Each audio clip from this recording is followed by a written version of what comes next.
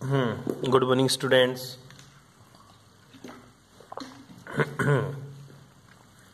देखिएगा बातें क्या चल रही थी अपनी। ठीक है, बातों के ऊपर आते हैं। ठीक है, अपन ने जो बातें कर रहे थे, हाँ बीएससी क्लास थर्ड, पहले तो ये देख ले कौन सी क्लास, बीएससी थर्ड। ठीक है, क्या चल रही थी तेरी, क्वांटम मैकेनिक्स। ठीक है, पढ़ गया लिए थे पोस्टुलेटेड। ठीक है, सारे के सारे पोस्टुलेटेड अपन ने पढ़ लिए थे। आज क्या पढ़ाएगा फिर, heat capacity of solid, heat capacity of solid. ठीक है, हिंदी में क्या बोलेंगे इसको, ठोसों की उष्माधारिता, ठोसों की उष्माधारिता। क्या होती है ठोसों की उष्माधारिता। ठीक है, हिंदी मीडियम के हैं सारे के सारे तो कोई प्रॉब्लम नहीं होती, ध्यान दीजिएगा एक बार के लिए। ठोसों की उष्माधारिता का मतलब होता है, उष्माधारिता का मतलब होता है उष्मा को ग्रहण करने वाला। कौन ठोस, कौन ठोस, कौन ठोस। ठोसों की उष्माधारिता का मतलब होता है ठोसों के द्वारा उष्मा को ग्रहण करने वाला, क्या कहलाता है, ठोसों की उष्माधारिता। फॉर एग्जाम्पल मैं बात करूं, तेरे पास एक छड़ है। ठीक है, तेरे पास क्या है, एक छड़ है गुरुजी। ये क्या है, मेरे आयरन रोड। ठीक है, ठीक है, ये तेरे पास आयरन रोड है। मैंने इसको यहां से क्या करने लग गया, हीट करने लग गया। क्या करने लग गया बेटा, इसको मैंने हीट करने लग गया। यहां से मैंने बर्नर लगाया यार, इसको मैंने क्या देने लग गया, इसको मैंने देने लग गया गुरुजी टेम्परेचर। हीट करना मतलब टेम्परेचर। चूल्हे में तूने क्या कर दिया, लोहे की छड़ को लगा दिया आगे से सिरा। क्या ये लोहे की पूरी छड़ गर्म हो जाएगी? बिल्कुल 100% सर। ये आयरन की रोड क्या हो जाएगी, ये आयरन की रोड क्या हो जाएगी गुरुजी, हीट हो जाएगी। क्या हो जाएगी बेटा, हीट हो जाएगी। और थोड़ी देर बाद में इसको लोहे से मतलब चूल्हे से या इसको बर्नर से बाहर निकालते हैं तो उसके बाद में भी ये रोड क्या रहती है, बिल्कुल गर्म ही रहती है। ठीक है, मतलब क्या हुआ, आयरन की रोड ने टेम्परेचर लेकर हीट को अब्जॉर्ब किया, अर्थात उष्मा को धारण किया। इसी को क्या बोलते हैं, ठोसों की उष्माधारिता। सिंपल सी बात है, ठोसों की उष्माधारिता।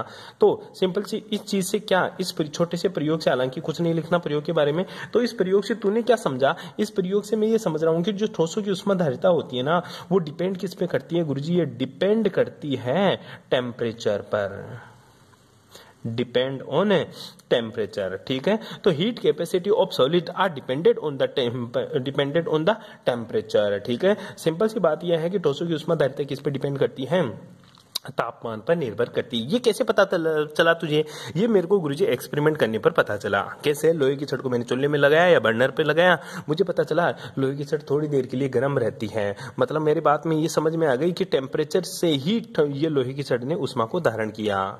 ठीक है, मतलब जो टेम्परेचर है ना, मैंने तापमान दिया तो आयरन की छड़ गर्म हुई। मतलब क्या हुआ कि हीट कैपेसिटी किसके ऊपर डिपेंड कर रही है गुरुजी, मोटा मोटी कहूं तो टेम्परेचर के ऊपर निर्भर करती है। तो ठोसों की उष्माधारिता तापमान पर निर्भर करती है। कैसे पता चला तुझे, इसके लिए तू कैसे थ्योरी लिखेगा। अपन चल रहे हैं, अब पढ़ रहे हैं क्वांटम की जगह अपन पढ़ रहे हैं क्वांटम मैकेनिक्स। लेकिन जो ये बातें पढ़ रहे हैं ना, ये अपन क्लासिकल मैकेनिक्स में पढ़ रहे हैं। किसमें, क्लासिकल मैकेनिक्स में। तो आगे देखते हैं। ठीक है, मोटा मोटा तो क्या बात, एक डेफिनेशन है ठोसों की, मतलब 1 डिग्री सेल्सियस टेम्परेचर बढ़ाने पर। ठीक है, 1 डिग्री सेल्सियस टेम्परेचर बढ़ाने के लिए, ठीक है, 1 डिग्री सेल्सियस टेम्परेचर बढ़ाने के लिए आवश्यक उष्मा, क्या रे बेटा, आवश्यक उष्मा, आवश्यक उष्मा क्या कहलाती है गुरुजी, आवश्यक उष्मा या तो क्या कहलाती है मेरी, विशिष्ट उष्मा कहलाती है, या इसी को मैं बोलता हूं उष्माधारिता कहलाती है। क्या कहलाती है, उष्माधारिता। तो मोटी मोटी बात समझ में आएगी, 1 डिग्री सेल्सियस टेम्परेचर बढ़ाने के लिए किसी भी छड़ का 1 डिग्री सेल्सियस टेम्परेचर बढ़ाने के लिए जो उष्मा ग्रहण की जाती है, जो आवश्यक उष्मा होती है, वो क्या कहलाती है, विशिष्ट उष्मा, स्पेसिफिक हीट या हीट कैपेसिटी उष्माधारिता कहलाती है। कोई दिक्कत यहाँ तक है, सिंपल सी बात है, मैंने आप लोगों को बताई कि टेम्परेचर 1 डिग्री सेल्सियस टेम्परेचर बढ़ाने के लिए आवश्यक उष्मा की मात्रा विशिष्ट उष्मा या उष्माधारिता कहलाती है। कोई दिक्कत यहाँ तक है। तो सर मैं सिंपल सी डेफिनेशन बता देता हूं कि जो मेरी हीट होती है, हीट को मैं किसे दिखाऊंगा, क्यू से दिखाऊंगा। हीट को किसे दिखाऊंगा, क्यू से। ये डायरेक्टली प्रोपोर्शनल टू होती है टेम्परेचर पे।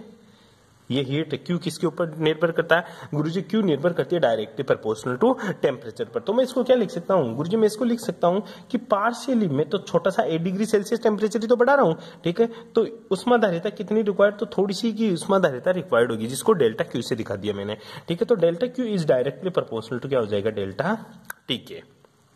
ये तो क्या है? उष्मा।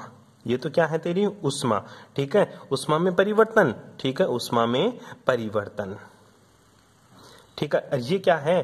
तापमान में परिवर्तन। कितना परिवर्तन हुआ तापमान में? तो 8 डिग्री सेल्सियस तापमान में परिवर्तन, ठीक है गुरुजी। तो उष्माधारिता क्या हुई? अब बेटा मैं समानुपाती का चिन्ह हटा रहा हूं, तो मैं क्या लिखूंगा? Delta Q equals to C delta T. Delta Q equals to C delta T. Simple सी बातें लिख रहा हूं। तो ये सी क्या है? जहां पे सी क्या है तेरा? हीट कैपेसिटी या तो विशिष्ट उष्मा। सी क्या है तेरी? विशिष्ट उष्मा, या फिर इसी को क्या बोल सकता हूं मैं? उष्माधारिता। क्या बोलूंगा इसी को मैं? उष्माधारिता। सिंपल सी बातें बताई। सी क्या है मेरा? हीट कैपेसिटी या फिर उष्माधारिता। ध्यान देने वाली बात है, छोटी सी बात है बेटा ये।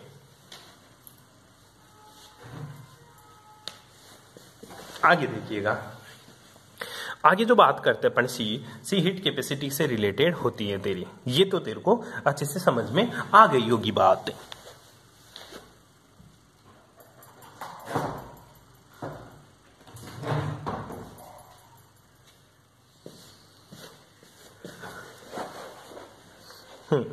अब सी क्या है? हीट कैपेसिटी या विशिष्ट उष्मा। तो सी बराबर में क्या लिख सकता हूं तेरा?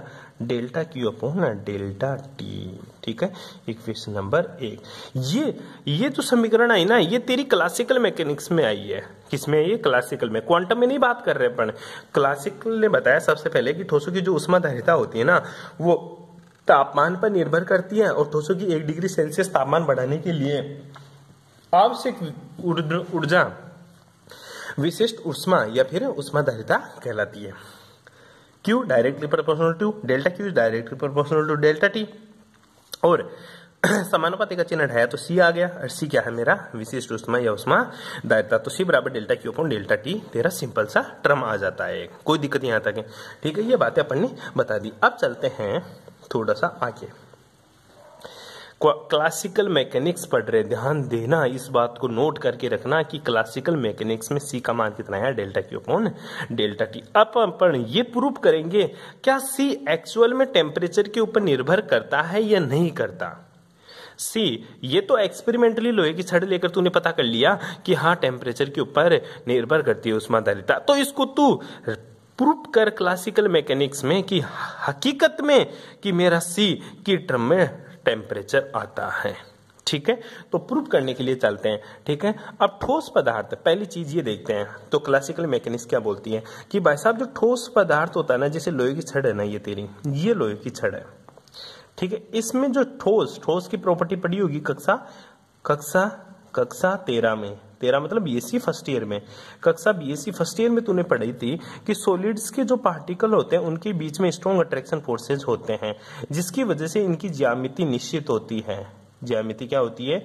निश्चित होती है, ठीक है। अब एक बात बता, जो ठोस के पदार्थ हैं, ठोस के जो एटम्स होते हैं ना, ये क्या रहते हैं सर? मजबूती से बंधे रहते हैं। क्या रहते हैं ये? मजबूती से बंधे रहते हैं। क्या ये गति कर पाएंगे? ठीक है गुरुजी, ठोस के कण मजबूती से बंधे होने के कारण न तो ये क्या करते हैं, न तो ये गति करते हैं, ठीक है। न तो ये क्या करते हैं, न तो ये गति करते हैं, और न ही क्या, और न ही ये घूर्णन गति करते हैं। क्यों नहीं करते घूर्णन गति?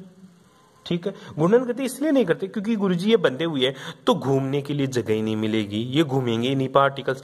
तो फिर होता क्या है, न तो ये गति करते हैं, नहीं ये क्या करते हैं गुरुजी? घूर्णन गति कर सकते हैं। केवल क्या करते हैं? केवल कंपन करते हैं। क्या करते हैं बेटा? गुरुजी केवल कंपन गति करते हैं। कौन सी गति करते हैं? केवल गुरुजी कंपन गति करते हैं। ये बात समझ में आ गई। अतः ठोसों की जो गतिज ऊर्जा है ना, वो कंपन ऊर्जा कहलाती है, ठीक है। तो ठोसों की जो गतिज ऊर्जा होगी, ठोसों की गतिज ऊर्जा, ठीक है, ठोसों की गतिज ऊर्जा क्या है तेरी? कंपन गति यानी कंपन ऊर्जा के बराबर है। किसके बराबर बेटा? कंपन ऊर्जा के बराबर होती है।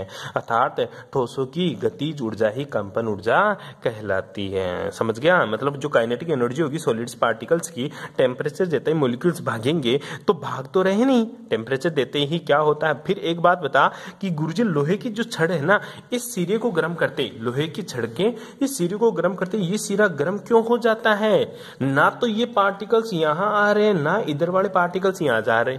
तूने देखा होगा लोहे की छड़ को पकड़ रखा है, क्या तेरे की लोहे की छड़ में जो सॉलिड्स के पार्टिकल तेरे को भागते हुए नजर आते हैं, या तेरे को फील होता है लोहे की छड़ में कि ये पार्टिकल्स भाग रहे हैं इधर से इधर? नहीं गुरुजी, ऐसा तो मेरे को कभी फील नहीं हुआ। ठीक है, ना ही तेरे को ऐसा फील हुआ कभी कि लोहे की छड़ मेरे हाथ में घूम रही है, ऐसा भी नहीं होता गुरुजी। तो फिर तेरी लोहे की छड़ इसको गर्म करने पर ये गर्म क्यों हो जाते हैं? जब मॉलिक्यूल्स गति नहीं करे तो हीट कैसे ट्रांसफर हो रही है? जो हीट ट्रांसफर हो रही है ना बेटा, वो मॉलिक्यूल्स में वाइब्रेशनल मोशन की वजह से हीट ट्रांसफर हो रही है। तेरी मॉलिक्यूल्स में कंपन हो रहा है, यहां कंपन होगा, यहां से यहां कंपन बढ़ेगा, कंपन गति बढ़ती रहती है। इसलिए तो बोला कि जो हीट के लिए गतिज ऊर्जा है ना, ठोसों की गतिज ऊर्जा, मतलब गतिज ऊर्जा काइनेटिक एनर्जी, वो किसकी वजह से है? कंपन ऊर्जा की वजह से आती है। किसकी वजह से आती है? कंपन ऊर्जा की वजह से आती है। चलो बात करते हैं आगे। अगर कंपन ऊर्जा की वजह से आती है तो कंपन ऊर्जा के लिए गतिज ऊर्जा के रूप में समीकरण क्या होता है? तो ध्यान देना बेटा, जो कंपन ऊर्जा है ना, उसका समीकरण गतिज ऊर्जा में क्या होता है वो बताता है तेरा कौन सी मैकेनिक्स में? Classical mechanics. ठीक है, तो तू क्या लिखेगा? According to classical mechanics. ठीक है, mechanism, according to classical mechanism. ठीक है, क्या होते हैं? डिग्री ऑफ फ्रीडम, ठीक है, for vibrational motion. Degree of freedom, degree of freedom for vibrational motion. Hindi में क्या बोलेंगे? कंपन के लिए, कंपन के लिए, कंपन के लिए स्वतंत्रता। डिग्री ऑफ फ्रीडम को क्या बोलते हैं? स्वतंत्रता। ठीक है, स्वतंत्रता की कोटि। ठीक है, क्या होती है बेटा? गुरुजी 1/2 KT होती है। स्वतंत्रता की कोटि क्या होती है? 1/2 KT। ठीक है, कौन सी दिशा में? एक दिशा में। कौन सी दिशा में? केवल एक दिशा के अंदर। अगर गुरुजी कंपन तीनों दिशाओं में हुआ तो देख ले बेटा, तीनों अक्षों पर कंपन होने पर, ठीक है, तीनों अक्षों में कंपन के लिए स्वतंत्रता की कोटि, डिग्री ऑफ फ्रीडम क्या होगी? 3/2 KT, क्योंकि तीनों दिशाओं में हो जाएगी। ठीक है, ये ध्यान रखना। और ये जो डिग्री ऑफ फ्रीडम है, ये क्या है? तेरी कंपन ऊर्जा है। और तेरे को थोड़ी देर पहले बताया था कि ठोसों की जो गतिज ऊर्जा है वही क्या है गुरुजी? कंपन ऊर्जा है। ठोसों की जो गतिज ऊर्जा है वही क्या है? मेरी कंपन ऊर्जा है। और तू एक चीज और जानता है, वो क्या है? समझना, किसी कंपन करते हुए, ध्यान से सुनना बेटा इस बात को, किसी कंपन करते हुए, किसी कंपन करते हुए परमाणु के लिए, किसी कंपन करते हुए परमाणु के लिए होता क्या है? परमाणु के लिए जो गतिज ऊर्जा है ना, गतिज ऊर्जा, ठीक है, गतिज ऊर्जा और स्थितिज ऊर्जा, गतिज ऊर्जा और स्थितिज ऊर्जा क्या होती रहती है गुरुजी? एक दूसरे में, क्या बेटा? एक दूसरे में अंतर परिवर्तित होती रहती है, अंतर परिवर्तित होती रहती है। ये मोटी बात है, ये बहुत मोटी बात है। कैसे? कोई पार्टिकल्स कंपन कर रहा है, कंपन करेगा तो क्या होगा? वो कंपन करता हुआ पार्टिकल से उसमें गतिज ऊर्जा और स्थितिज ऊर्जा एक दूसरे में परिवर्तित होती रहती है। फॉर एग्जांपल मैं बात करूं, अगर लोहे की छड़ को तू गर्म करने लगे तो ये पार्टिकल्स क्या हो रहे हैं? ये पार्टिकल्स गुरुजी शुरू में कंपन कर रहे हैं। यहाँ वाले पार्टिकल्स, ऐसा तो नहीं है कि लोहे की छड़ को लगाते ही पीछे वाला सिरा गर्म हो जाता है, धीरे धीरे गर्म होता है, बाद तक गर्म होता है। क्यों होता है ऐसा? ऐसा इसलिए होता है, शुरू में ये क्या है? इलेक्ट्रिक जो एनर्जी गेन किया ना टेम्परेचर देने की वजह से, तो इनमें कंपन होने लग गया। धीरे धीरे ये कंपन क्या होने लग गया? आगे से आगे बढ़ने लग गया। धीरे धीरे कंपन क्या होने लग गया? आगे से आगे बढ़ने लग गया। तो हुआ क्या? ये तो आ जाते हैं कि इसमें ये तो क्या हो जाता है? कंपन करना रुक जाते हैं और ये कंपन करना शुरू हो जाते हैं। तो ये तो किस में चले जाएंगे? पोटेंशियल एनर्जी में, और ये अब किस में चले जाएंगे? काइनेटिक एनर्जी में। फॉर एग्जांपल एक बात करूं, एक बॉल है, ये दूसरी बॉल है, इस बॉल से मैंने इसमें कुछ एनर्जी दी, एनर्जी देते ही ये दौड़ने लगी, दौड़ते ही इसमें कौन सी एनर्जी आ गई, काइनेटिक एनर्जी। ठीक है, कौन सी एनर्जी आ गई, काइनेटिक। ये बॉल इसके जाके टकरा गई, तो ये बॉल तो रुक गई और दूसरी वाली बॉल कहाँ आगे चली गई। ठीक है, तो ये खुद तो रुक गई, रुकते इसमें कौन सी एनर्जी आ गई, पोटेंशियल एनर्जी। अब इसने एनर्जी किसमें ट्रांसफर कर दी, इसमें ट्रांसफर कर दी, काइनेटिक एनर्जी दूसरी बॉल में आ गई।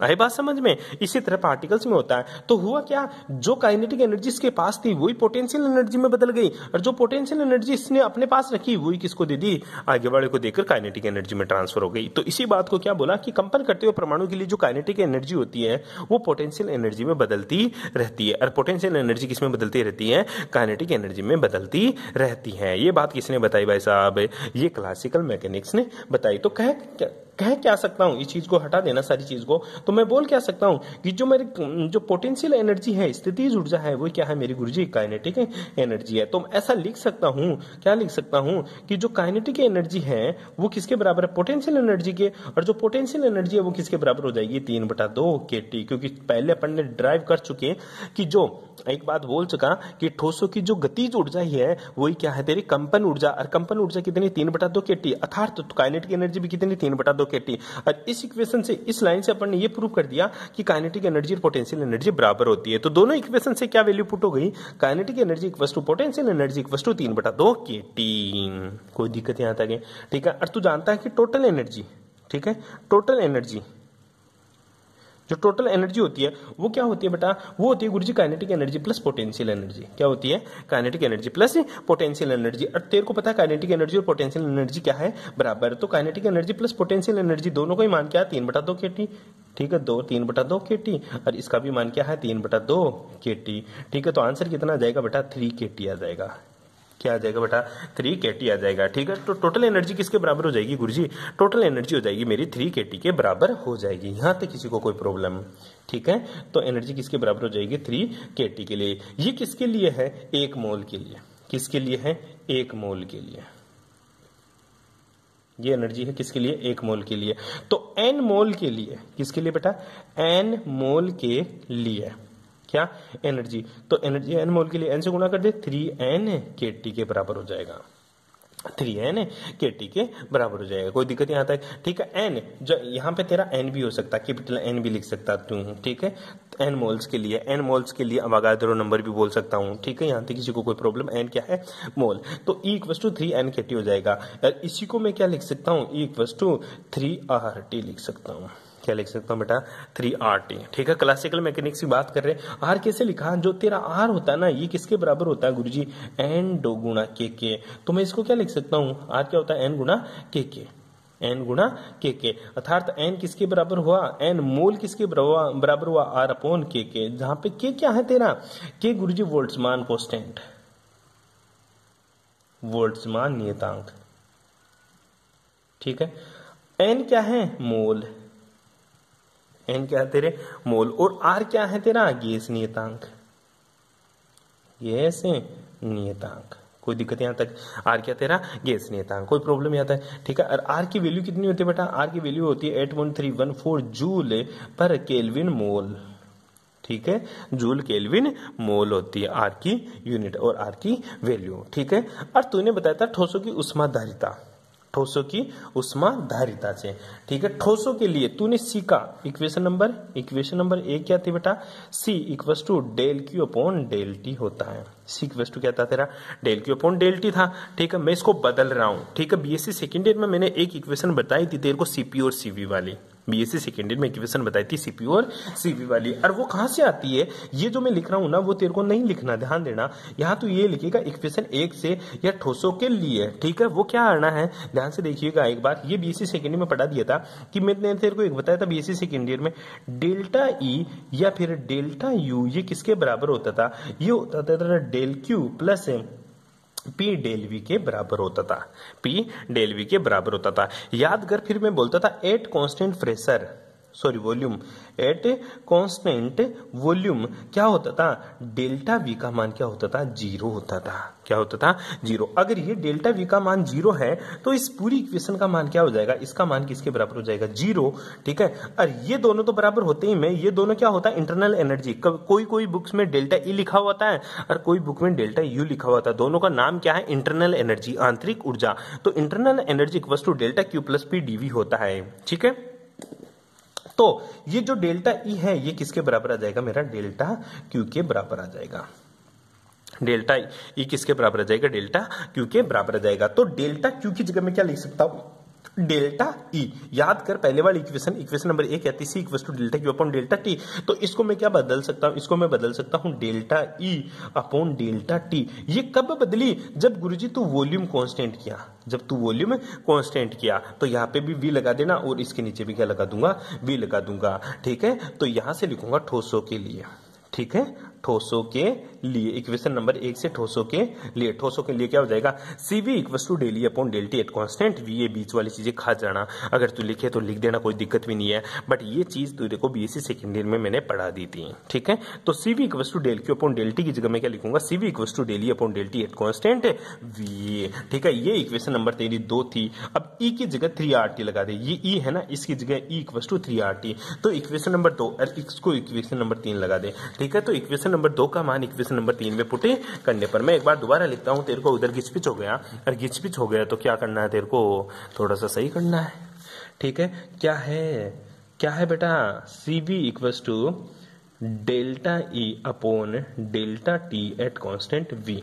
ठीक है, ये तो इक्वेशन नंबर तेरी 3 थी। इक्वेशन नंबर 2 क्या थी, याद कर, इक्वेशन नंबर 2 थी ई इक्वल्स टू 3RT।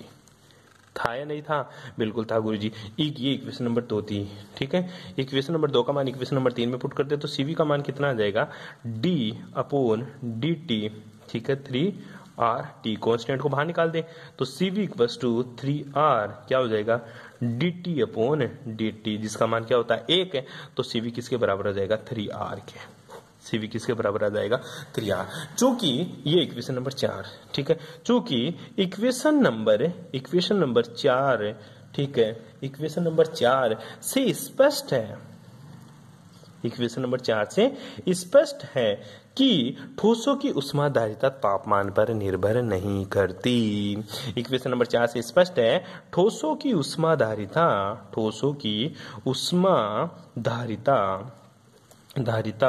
तापमान पर निर्भर नहीं करती, तापमान पर निर्भर नहीं करती। क्यों, क्योंकि सर इस इक्वेशन में टेम्परेचर तो आ ही नहीं रहा, आर भी कांस्टेंट, गैस कांस्टेंट, 3 भी कांस्टेंट, तो टेम्परेचर है ही नहीं। ठीक है, लेकिन प्रयोग से तो मेरे को पता था, मैंने प्रयोग किया आयरन की रोड लेके, मुझे पता चला उसमें तो तापमान पर निर्भर कर रही है, तापमान देने के ऊपर वो गर्म हो जाती है। ठीक है, टेम्परेचर देते हुए गर्म हो जाती है। लेकिन क्लासिकल मैकेनिक्स बोलते हैं नहीं भाई साहब, ठोसों की ऊष्माधारिता तापमान पर निर्भर नहीं करती। लेकिन प्रायोगिक रूप से ठोसों की ऊष्माधारिता तापमान पर निर्भर करती है, चूंकि तापमान बढ़ाने पर ठोसों की ऊष्माधारिता भी बढ़ती जाती है। तो चलते हैं क्वांटम के पास। तो क्वांटम क्या बोलती है, अकॉर्डिंग टू क्वांटम मैकेनिक्स ये प्रूव करके दिखाइए कि ठोसों की ऊष्माधारिता तापमान पर निर्भर करती है। ठीक है, तो यहाँ क्या लिखेगा, इक्वेशन नंबर 4 से स्पष्ट है कि ठोसों की ऊष्माधारिता तापमान पर निर्भर नहीं करती, लेकिन प्रायोगिक रूप से ठोसों की ऊष्माधारिता तापमान बढ़ाने के साथ साथ बढ़ती जाती है। ठीक है, फिर लिखेगा according to quantum mechanics Einstein समीकरण। एक लाइन में खत्म कर दिया तूने, बिल्कुल बेटा, आइंस्टीन समीकरण पूरा इसकी तरफ प्रूफ करने के लिए बैठ गया ना क्वांटम में, तो तेरी सुबह से शाम हो जाएगी। आइंस्टीन ने क्या बोला था, E equals to 3R h nu upon KT का होल स्क्वायर डॉट e की power h nu upon KT divided by e की power h nu divided by KT minus का 1। बस इस टर्म में तेरे को दिख गए होगी ये रहा टेम्परेचर, ये रहा टेम्परेचर, ये रहा टेम्परेचर, ठीक है। तो इसमें क्या है, टेम्परेचर है। अतः आइंस्टीन समीकरण के क्वांटम सिद्धांत से स्पष्ट है कि ठोसों की ऊष्माधारिता तापमान बढ़ाने के साथ साथ बढ़ती है, लेकिन 25 डिग्री सेंटीग्रेड या केल्विन के पश्चात, 25 डिग्री केल्विन के पश्चात, 25 डिग्री केल्विन के पश्चात, ध्यान रखना सेंटीग्रेड मत बोल देना कोई, 25 केल्विन के पश्चात तापमान बढ़ाने पर ठोसों की ऊष्माधारिता हीट कैपेसिटी घटती जाती है या स्थिर हो जाती है। ऐसे लिख देना, तापमान बढ़ाने पर ठोसों की ऊष्माधारिता क्या हो जाती है, कांस्टेंट हो जाती है, स्थिर हो जाती है। आई बात समझ में, क्या बोलेगा, according to quantum mechanics Einstein समीकरण equals to 3r hν upon kT का होल स्क्वायर डॉट e की power hν upon kT divided by e की power hν upon kT minus का 1, 25, ठीक है। तो अतः आइंस्टीन समीकरण के क्वांटम सिद्धांत से स्पष्ट है कि ठोसों की ऊष्माधारिता तापमान के साथ साथ बढ़ती है, ठीक है, लेकिन 25 केल्विन के पश्चात तापमान बढ़ाने पर ठोसों की ऊष्माधारिता क्या हो जाती है, स्थिर हो जाती है। इसके बाद में तू कितना ही गर्म कर ले उसमें कोई ऊष्माधारिता नहीं रहेगी, ठीक है। इसने किससे बताया, इसने गुरुजी ये प्रयोग करके बताया, आइंस्टाइन ने क्या बताया, इधर CV अपॉन R जो कि एनर्जी है, ठीक है, CV अपॉन R क्या है, तेरी एनर्जी है, इधर क्या चला, टेम्परेचर किसमें, केल्विन में, और एक एक ग्राफ खींचना शुरू कर दिया। क्या करना शुरू कर दिया गुरुजी, एक एक ग्राफ खींचना शुरू कर दिया, ठीक है। तो देख ले बेटा, ये 25 डिग्री केल्विन है, 25 केल्विन है, यहाँ पे भी 25 केल्विन, यहाँ पे भी 25 केल्विन, उसके बाद में ग्राफ ऊपर नहीं जा रहा, बिल्कुल कांस्टेंट हो गया। ये क्या है, ऊष्माधारिता, क्या है, ऊष्माधारिता। ये ग्राफ से किसने समझा दिया, किसने समझा दिया, किसने समझे, तो कार्बन के लिए है तेरा, ठीक है, ये कॉपर के लिए है, और ये तेरा पीबी के लिए, लेड के लिए है, ठीक है। ये ग्राफ बताया किसने, आइंस्टाइन ने, और बता दिया ठोसों की ऊष्माधारिता क्या होती है। क्वेश्चन बहुत बार पूछा है बेटा, आगे की बातें करेंगे नेक्स्ट क्लास में, वीडियो ज्यादा खिंच जाएगा, तू बोर हो जाएगा, और मैं नहीं चाहता तू बोर हो जाए। और दूसरी बात, मैं तेरे को एक इंपॉर्टेंट बात बता देता हूँ, जो भी बच्चे वीडियो देखे वो प्लीज अपना कमेंट्स बॉक्स में नाम जरूर लिखे, ताकि मेरे को पता रहे कि कौन कौन वीडियो देख रहा है और कौन कौन वीडियो नहीं देख रहा। अगर जो वीडियो नहीं देख रहे हैं उसका नाम पता चल जाएगा कि वो नहीं देखता, वो क्लासें नहीं लेता, तो मेरे को इस चीज का भी पता होना चाहिए, ठीक है, उसके द्वारा तेरी प्रेजेंट की जाएगी, ठीक है। Thanks for cooperation.